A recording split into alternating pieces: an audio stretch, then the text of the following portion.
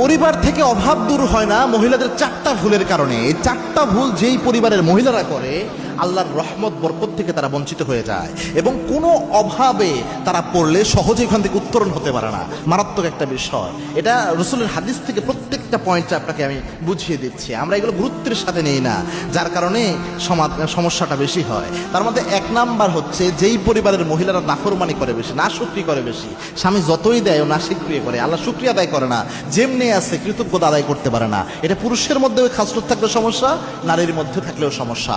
এটার কারণে কিন্তু বরকত কম নষ্ট হয়ে যায়, এটার কারণে নিয়ামত কমে যায়। কেননা আল্লাহ রাব্বুল আলামিন নিজে জানিয়েছেন, লা ইন শাকারতুম লা আযীদান্নাকুম, if you grateful to almighty Allah সুবহানাহু ওয়া তাআলা, Allah will increase your ability.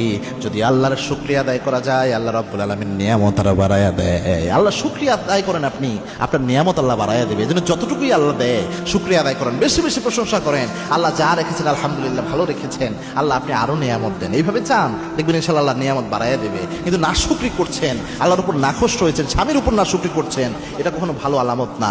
দুই নাম্বার হচ্ছে 5 ওয়াক্ত নামাজ যেই পরিবারে মিস হয়, নারীও পড়ে না পুরুষও পড়ে না, এরকম অবস্থা যে পরিবারে, ওখানে কোনো বরকত থাকে না, ওখানে কোনো রহমত থাকে না। বিশেষ করে ফজরের নামাজটাই দেখেন, আল্লাহর হাবিব বলেছেন ফজরের সময় আল্লাহুম্মা বারিক লি উম্মতি ফি বুকুরিহা, আল্লাহর হাবিব স্পেশাল দোয়া করেছেন, হে আল্লাহ ফজরের সময় আমার উম্মতের জন্য বরকত নাজিল করেন। রহমত বরকতের ফেরেশতারা ওই সময় বরাদ্দ দিতে থাকে যেই পরিবারগুলোতে ফজরের নামাজ হয়, ওই পরিবারগুলোকে তারা বরকত দিতে থাকে।